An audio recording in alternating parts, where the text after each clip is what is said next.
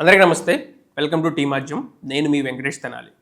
ఈ వీడియో నాగాంజలి గురించి మాత్రమే కాదు, స్కిప్ చేయొద్దు. దయచేసి మీ ఆడబిడ్డల కోసం మీరు ఎలాంటి రక్షణ తీసుకోవాలి అన్నది కూడా నేను ఈ వీడియోలో వివరిస్తాను.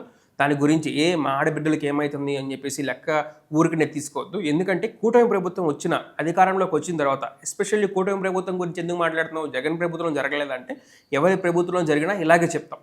ఇప్పుడు ఈ ప్రభుత్వం ఆడపిల్లల మీద కాన్సెప్ట్ మీద వచ్చింది కాబట్టి ఆడపిల్లలు 30,000 మంది మిస్ అవ్వకపోయినా మిస్ అయ్యామని చెప్పేసి పవన్ కళ్యాణ్ గారు ఎలా అయితే వాలంటీర్ ద్వారా మిస్ అయిపోయారని చెప్పేసి, హ్యూమన్ ట్రాఫికింగ్ జరిగిందని చెప్పి నెక్స్ట్ ఆడపిల్లల మీద అఘాయిత్యాల మీద ఆడపిల్లలకి ఏమైనా జరిగితే తలలు తెంచే చట్టాలు తీసుకొస్తామని చెప్పేసి పవన్ కళ్యాణ్ గారు చెప్పడం జరిగింది. ఈ రోజుకి ఇన్ని జరిగితే ఆయన ఒక్క ఆడపిల్ల గురించి పరామర్శించలేదు. ఆయన పిఠాపురంలో జరిగితే కూడా ఆయన దాని గురించి మాట్లాడలేదు. సుగాలి ప్రీతి కేసు గురించి ఆయన ఎలక్షన్స్కి ముందు దాదాపు కొన్ని వందల సార్లు చెప్పుంటారు. చాలాసార్లు కూడా సుగాలి ప్రీతి అని చెప్పి కలవరించారు. ఈ రోజున సుగాలి ప్రీతి కేసు సిబిఐ మా దగ్గర తగినంత స్టాఫ్ లేరు, మేము దానికి నెక్స్ట్ స్టెప్కి మూవ్ ఆన్ తీసుకెళ్ళలేము అంటే చేతులు ముడుచుకొని కూర్చున్నారు పవన్ కళ్యాణ్ గారు. రోజుకి కూటమి ప్రభుత్వం అధికారంలోకి వచ్చిన తర్వాత రోజుకి ఎన్ని ఘటనలు జరుగుతున్నాయా అని చెప్పేసి లెక్క చూస్తే హోంమంత్రి గారు అనిత గారు అసెంబ్లీలో ఇచ్చిన డేటా రోజుకి కూటమి ప్రభుత్వం ఏర్పడిన తర్వాత 60 నుంచి 70 ఘటనలు జరుగుతున్నాయి. 60 నుంచి 70. ఇప్పటి వరకు కూడా ఆంధ్రప్రదేశ్లో ఎన్ని ఘటనలు జరిగినాయి అని చూస్తే 16,809 మంది మీద ఫిబ్రవరి వరకు ఆంధ్రప్రదేశ్లో అమ్మాయిల మీద జరిగిన ఘటనలు ఎన్ని అంటే, కూటమి ప్రభుత్వం ఏర్పడిన తర్వాత 16,809 మంది పైన అత్యాచారాలు జరిగాయి ఈ 9 నెలల్లో. అంటే మీరు నెక్స్ట్ రాబోయే సంవత్సరం ఆపై సంవత్సరం జరుగుతుంటే ఎన్ని లక్షల మంది మీద అమ్మాయిల మీద అఘాయిత్యాలు జరుగుతున్నాయి. మా పిల్ల మీద జరగదు అంటే కుదరదు. రోడ్డు మీద వెళ్ళిపోయే ప్రతి ఒక్కడిని కూడా మనం కంట్రోల్ చేయలేకపోవచ్చు, కానీ మన ఇంట్లో మన అబ్బాయిల్ని అరే నాన్న నువ్వు అమ్మాయిల జోలికి వెళ్ళకూడదు అని చెప్పేసి మనం చెప్పుకునే బాధ్యత మనం ఉంది. ఎంతసేపటికి ప్రభుత్వాలే దీన్ని పట్టించుకోవాలి, ప్రభుత్వాలే దీన్ని ఇచ్చేయాలంటే కుదరదు.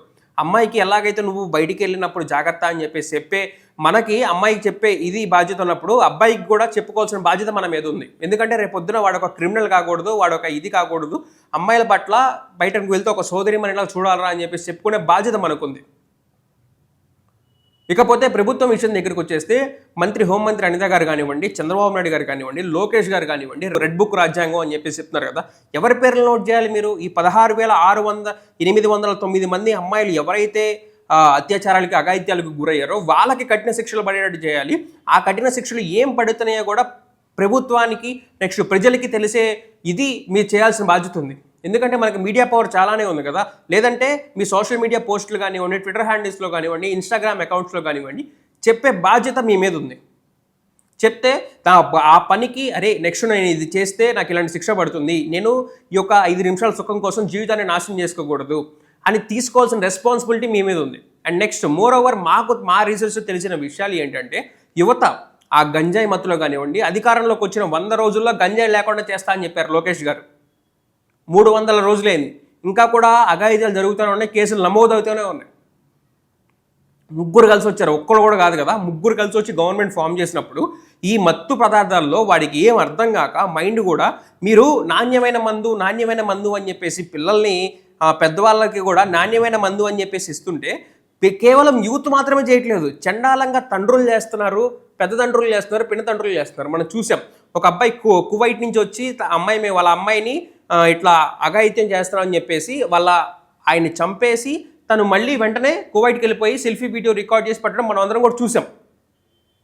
పిన్న తండ్రులు వీళ్ళందరూ కూడా పెద్ద తండ్రి, చిన్న తండ్రి, పెదనాన్న, చిన్నాన్న వీళ్ళందరూ కూడా చేయడం జరుగుతుంది. ఎందుకు? వీళ్ళందరూ ఆ మత్తు మీరు క్వాలిటీ మందు అని చెప్పేసి అసెంబ్లీ సాక్షిగా బహుశా ఆంధ్రప్రదేశ్ గవర్నమెంట్ తప్ప నాణ్యమైన మందు అని చెప్పేసి ఎవరు కూడా ఇంతలా ఎక్కడ కూడా ఎంకరేజ్ చేయరు.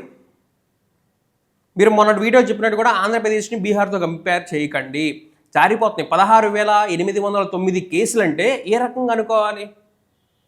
ఇవాళ రోజున నాగాంజలి అనే ఒక అమ్మాయి 13 రోజుల నుంచి మృత్యువుతో పోరాడుతూ ఈరోజు శరీరం విడిచిపెట్టేసింది. ఈరోజు విడిచిపెట్టేసింది 13 రోజులు. అమ్మాయి ఏం చెప్తున్నారు, మీరు అందరూ కూడా న్యూస్ చూసే ఉంటారు. అమ్మాయి తను ఇంజెక్ట్ చేసుకుంది బలవంతంగా. ఎందుకు ఇంజెక్ట్ చేసుకుందంటే తను ఒక సూసైడ్ లెటర్ రాసింది. ఆ సూసైడ్ లెటర్లో తనని వాళ్ళ మేనేజర్ వేధిస్తున్నాడు, తనని పర్సనల్గా వాడుకుంటున్నాడు, తనని ప్రేమ అని చెప్పేసి ఇలా వాడుకున్న తర్వాత తను ఏం రెస్పాన్స్ ఇవ్వట్లేదు.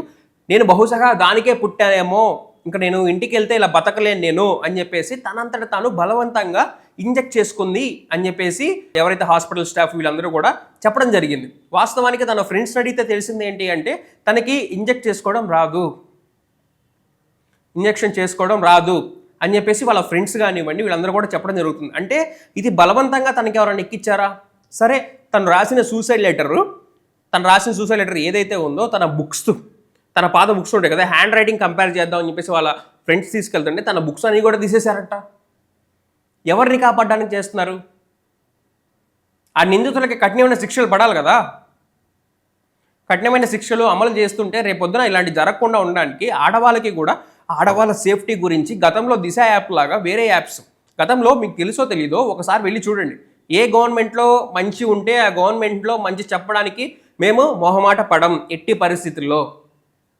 గతంలో చాలామంది కూడా నాకు 10th క్లాస్ ఎగ్జామ్స్ రాయనీయకుండా నాకు పెళ్లి కుదురు చేశారు ఇంట్లో వాళ్ళు అని చెప్పేసి అమ్మాయి దిశ యాప్ ద్వారా కంప్లైంట్ చేస్తే వెళ్ళి కాపాడిన ఘటనలు ఉన్నాయి ఆంధ్రప్రదేశ్లో.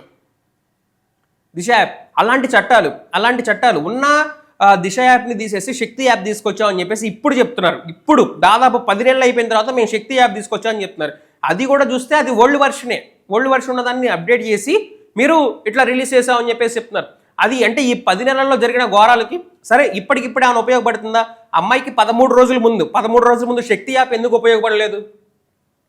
తనకి నాకు ఇది ప్రాబ్లంగా ఉంది అని చెప్పేసి మహిళలకు కూడా హెల్ప్ లైన్ నెంబర్ అంటూ ఒకటి ఉండాలి. ఆ దిశ యాప్ ద్వారా ఆ శక్తి యాప్ ద్వారా కాల్ చేసి ఎవరైనా అమ్మాయిలు ఉంటే మీరు మాతో ఫ్రీగా మాట్లాడొచ్చు, ఫ్రీగా మాట్లాడితే మీ ప్రాబ్లం యొక్క సొల్యూషన్ మేము తెలియజేస్తాము అని చెప్పేసి అలాంటి చట్టాలు ఇంకా రావాలి. ఎందుకంటే ఆడపిల్లలు అన్నీ చెప్పుకోలేరు, అందరికీ చెప్పుకోలేరు.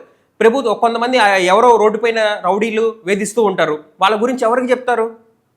ఎవరికి కంప్లైంట్ ఇవ్వాలి? మీ డీటెయిల్స్ అన్నీ కూడా సేఫ్గా ఉంటాయమ్మా, ఎవరికి కూడా చేరవు. మీ డీటెయిల్స్ అన్నీ కూడా ఇట్లా భద్రంగా ఉంటాయి, మీకు మేము అండగా ఉన్నాం, ప్రభుత్వం తరపు నుంచి మేము ఉన్నాం అని చెప్పేసి మీరు చెప్పగలగాలి. అబ్బాయిలకి కూడా ఏం శిక్ష వేస్తున్నారు, ఇది శిక్ష వేసిన తర్వాత అది మీరు బయట పెట్టాల్సిన బాధ్యత మీ మీద ఉంది. పెడితే ఒక్కొక్కరికి కూడా భయం వచ్చి భయంతోనే అందరూ మారతారు అని చెప్పేసి మేము చెప్పం. ఇప్పుడు మీరు పిల్లలకి స్కూల్స్లో ఈ ప్రభుత్వం చేసిన మంచి కూడా ఈ పిల్లలకి స్కూల్స్లో రిహాబిలిటేటింగ్ సెంటర్స్ పిల్లలకి పెడుతున్నారని చెప్పి it is very good initiative. దీని గురించి కూడా చెప్తున్నాం. అలాగే ఎవరైతే మానసికంగా ఇదిగా ఉంటారో అలాంటి జరగకోకుండా మెయిన్గా ఆల్కహాల్ మత్తులోనే ఇవన్నీ కూడా జరుగుతున్నాయి అని చెప్పేసి నేను ఆల్రెడీ చెప్పడం జరిగింది ఆ పాయింట్ కూడా. సో ఈ పాయింట్ని నోట్ చేసుకొని ఆల్కహాల్ కన్జంప్షన్ మనం తగ్గించుకుంటూ కేసెస్ని తగ్గించుకుంటూ రావాలి. మహిళలకి వాళ్ళకి ఇందాక నేను చెప్పినట్టు వాళ్ళకి మాట్లాడుకునే ఛాన్స్ ఇవ్వాలి. అండ్ నెక్స్ట్ ఇంట్లో వాళ్ళు కూడా అమ్మ నీకేమైనా ప్రాబ్లమ్స్ ఉన్నాయా ఫ్రీగా చెప్పు, నీకేమన్నా ఇదిగా ఉందా, ఎవరైనా వేధిస్తున్నారా, వాళ్ళతో ఫ్రీగా మూవ్ ఆన్ అవడానికి ట్రై చేయాలి. తల్లైనా తండ్రైనా, లేదు ఆడపిల్లలు మీరైనా కానివ్వండి, మీ అమ్మ దగ్గరికి వెళ్ళేసి మీ నాన్న దగ్గర కానివ్వండి, మీ అన్న దగ్గర కానివ్వండి, వీళ్ళందరి దగ్గర మీరు ఫ్రీగా కమ్యూనికేట్ అయ్యి ఒక 2 నిమిషాలు మాట్లాడితే సరిపోతుంది. ఎందుకంటే ప్రాబ్లం అనేది ఏదైనా సరే ప్రాబ్లం ఉందంటే సొల్యూషన్ ఉంటుంది. ఇప్పుడు తాళం ఉంది ఏంటంటే దానికి తాళం చెవి ఎలా ఉంటుందో ప్రాబ్లంకి కూడా ఖచ్చితంగా సొల్యూషన్ ఉంటుంది. మీరు ఇలాంటి అఘాయిత్యాలు కేవలం ఒక ప్రభుత్వం మీద పెట్టినా మనకి సరిపోదు, మనంతటా మనం చూసుకోవాలి, పేరెంట్స్ చూసుకోవాలి, మీ అబ్బాయిలకి చెప్పాలి, మీ అమ్మాయిలకి కూడా చెప్పాలి. ఇది మేము ఈరోజు ఎపిసోడ్లో మీకు కన్వే చేయాలనుకుంది. Thank you. ఇట్లు టీమార్జం.